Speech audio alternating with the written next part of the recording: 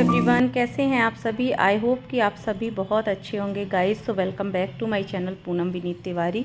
और आज मैं लेकर आई हूँ एक और नया वीडियो।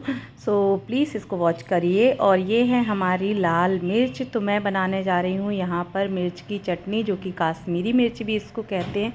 ये ज़्यादा तीखी नहीं होती, इसकी चटनी बहुत अच्छी बनती है। तो यहाँ पर लिया है मैंने 1.5 किलो मिर्च और उसके साथ आधा किलो लहसुन, आधा किलो अदरक। मतलब दो जितना क्वांटिटी का मिर्च है उसका हाफ रेशियो करके लहसुन और अदरक ली हूँ। और इन तीनों को मैं बहुत अच्छी तरीके से काट कर थोड़ा हल्का सा ड्राई कर ली हूँ। और फिर उसके बाद यहाँ पर मैं इनको रखी हूँ। तो यहाँ पर मिर्च जो है उसके डंठल निकाल चुकी थी मैं। इनको वॉश करके डंठल निकाल के धूप में दिखा के, दिन भर की मैंने धूप भी दिखा दी थी। क्योंकि ये कर लें आप, यदि आपको मतलब लंबे समय के लिए मिर्च की चटनी बनानी है तो ये प्रोसेस करना बहुत ही ज़रूरी है, नहीं तो आपकी मिर्च जो होगी वो ख़राब हो जाएगी। यहाँ पर लिए मैंने थोड़े से मसाले, जो मैं आपको बता देती हूँ। इसको मसाले बहुत ज़्यादा नहीं लेते हैं। यहाँ पर लिए मैंने राई, मेथी, जीरा, सौंफ और नमक है।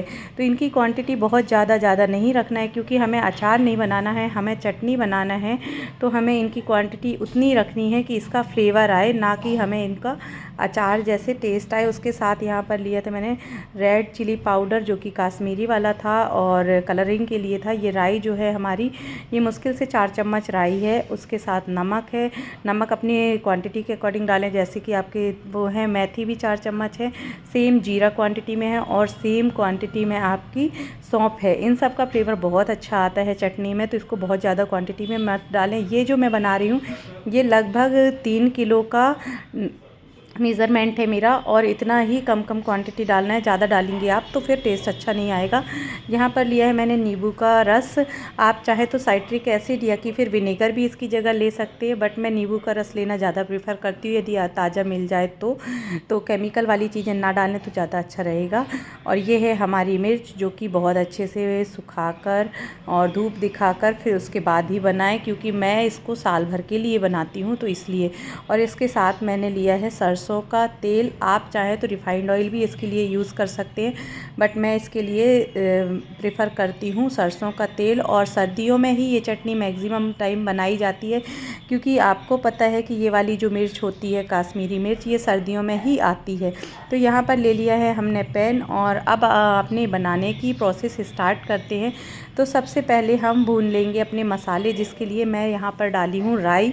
और मैं ना मसाले देखो, मैं एक बात बताती हूँ कि हर चीज़ की प्रोसेस, हर जो रेसिपी होती है उसकी बनाने की जो प्रोसेस होती है बिल्कुल डिफरेंट होती है। तो यहाँ पर जो राई ली हूँ वो छिलका, मतलब बिना छिलके वाली है। छिलका पहले से ही उतार लिया था, तो वो वाली राई ली हूँ। और इसके बाद यहाँ पर डाल रही हूँ मेथी।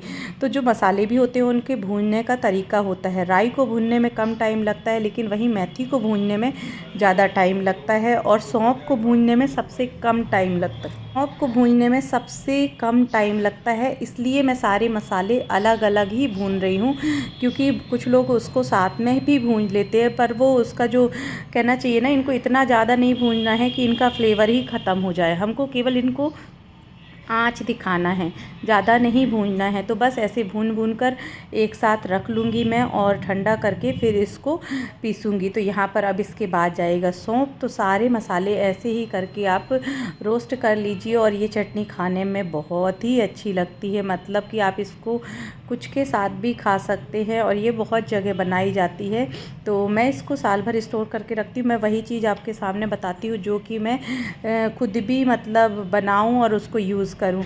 तो ऐसे मैं कुछ भी नहीं बताती हूँ। और यहाँ पर जीरा भी हमारा भुन गया है, और जीरा भुनने के बाद हम डालेंगे सौंफ, क्योंकि सौंफ का फ्लेवर भी बहुत अच्छा आता है।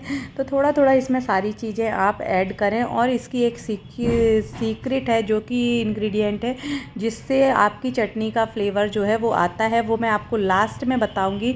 तो प्लीज़ वीडियो में लास्ट तक बने रहिएगा और वीडियो को फुल वॉच करिएगा, तभी आपको पता चलेगा कि इसमें लास्ट में मैं क्या डालने वाली हूँ। जो इसका सीक्रेट इंग्रेडिएंट है वो आपको लास्ट में ही पता चलेगा, क्योंकि जब पूरी चटनी बन जाएगी तभी हम उसमें मतलब उसको इसमें डालते हैं। तो ये देख लीजिए सारे मसाले भुन गए। इसके बाद मैं डाल दी हूँ इसमें काली मिर्च, है ना। काली मिर्च डालने के बाद यहाँ पर मैं दूसरे पैन में डाल रही हूँ सरसों का तेल, मस्टर्ड ऑयल, और इसमें करीबन मैं अभी डाल दे रही हूँ आधा लीटर ऑयल, और इसको अच्छी तरीके से गर्म होने देंगे। और गर्म होने के साथ यहाँ पर मैं जो हमारी लहसुन है उसको पीस लूँगी। तो इसको बहुत बारीक नहीं पीसना है, आपको हल्का दरदरा ही पीसना, तभी उसका फ्लेवर जो है ना, मतलब टेस्ट है जो वो ज़्यादा अच्छा आता है। यदि आप बिल्कुल महीन पीस लेते हैं ना तो टेस्ट अच्छा नहीं आता। तो ये देख लीजिए यहाँ पर लहसुन मैंने पीस ली थी, और जब मैं पीस रही थी तब इसमें ना 2-3 लाल मिर्च डाल दिया था, इसलिए इसका जो कलर है थोड़ा सा रेड दिख रहा है आपको, बट कोई बात नहीं, बाद में तो हमें मिर्च भी ऐड करनी है।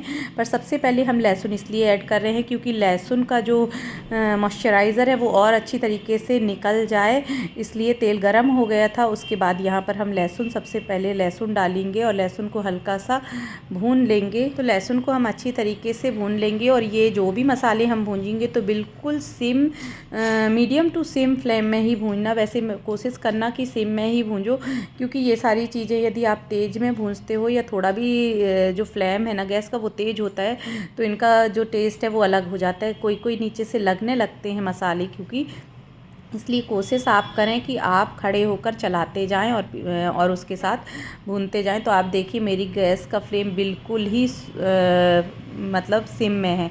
और इसके बाद अदरक डाली थी, अदरक भी हो चुका था। उसके बाद हम डाल रहे हैं यहाँ पर जो रेड चिली है उसको भी हमने पीस लिया है। तो रेड चिली भी हम एक एक करके, मतलब मैंने 3 बॉल आए थे ना, तो तीनों डाल दिए हैं। और छोटी कढ़ाई में नहीं हो रही थी ये, तो मैंने फिर बड़ी कढ़ाई ले ली इसके लिए, और बड़ी कढ़ाई में ये तीनों चीज़, अभी इसमें केवल अदरक, लहसुन और मिर्च ही मिली है।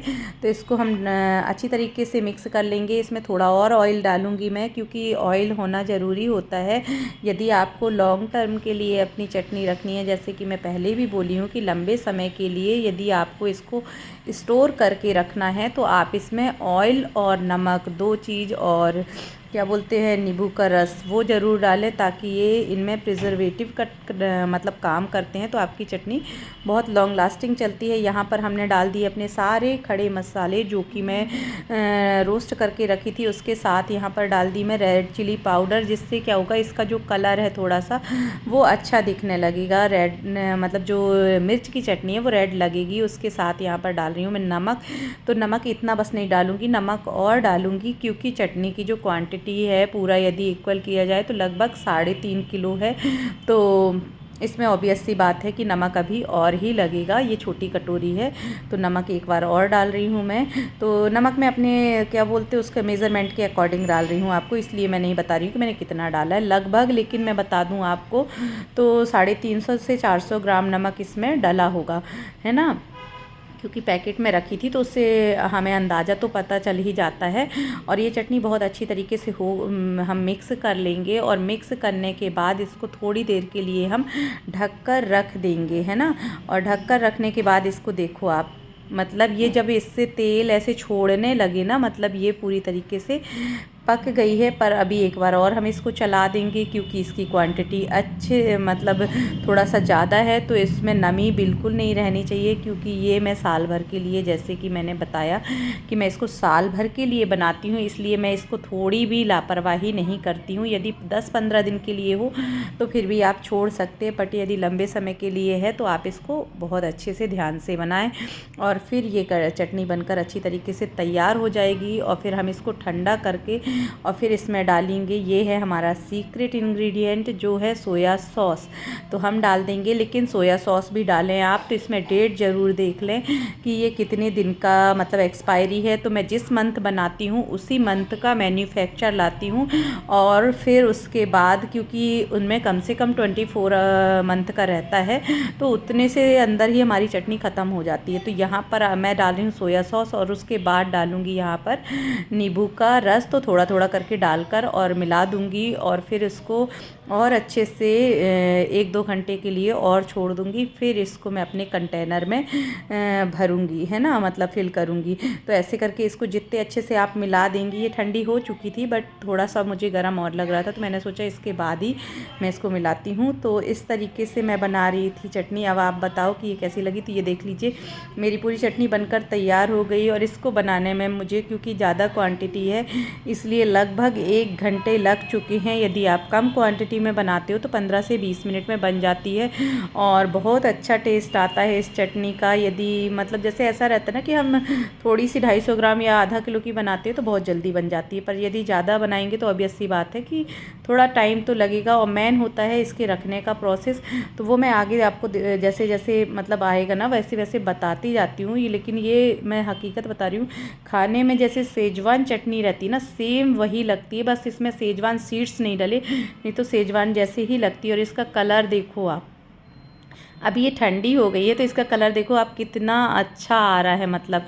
तो यहाँ पर आज हमारे यहाँ बनी थी मक्के की पूड़ी, तो मैं इसको पूड़ी के साथ खा रही थी। आप चाहे तो इसको दाल के साथ, चावल के साथ, पूड़ी के साथ, कुछ के साथ भी खा सकते हैं। इसका टेस्ट वैसे भी बहुत अच्छा आता है। इसके लिए मैंने लिया है कांच का कंटेनर, जो कि बहुत अच्छे से मैं धुलकर उसको धूप में सुखा दी थी। पूरे दिन की धूप लग गई थी, नमी बिल्कुल भी नहीं थी, क्योंकि ये नमी से क्या होता है, फंगस लगने लगती है और जिससे चीज़ें जल्दी से ख़राब हो जाती हैं हमारी।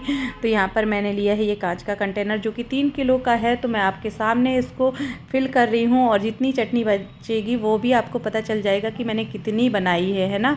तो इसको अच्छे तरीके से पोंछ लो, साफ़ कर लो, और साफ़ कंटेनर में यदि आप भरते हैं तो मैन चाहे अचार हो चाहे चटनी हो, कुछ भी यदि आप लंबे समय के लिए बना रहे हैं तो जिस चीज़ में आप उसको रख रहे हैं उसका ज़रूर ध्यान रखें कि वो गीला नहीं होना चाहिए, उसमें सीढ़न बिल्कुल नहीं होनी चाहिए। जितने अच्छे से वो सूखा होगा, ड्राई होगा, साफ़ होगा, तो आपकी चीज़ें कभी ख़राब नहीं होंगी। क्योंकि मेरा अचार चटनी कभी भी ख़राब आज तक नहीं हुआ है, और मैं ये ट्रिक हमेशा ही आजमाती हूँ। और दूसरी चीज़, तेल अच्छे से डालें आप।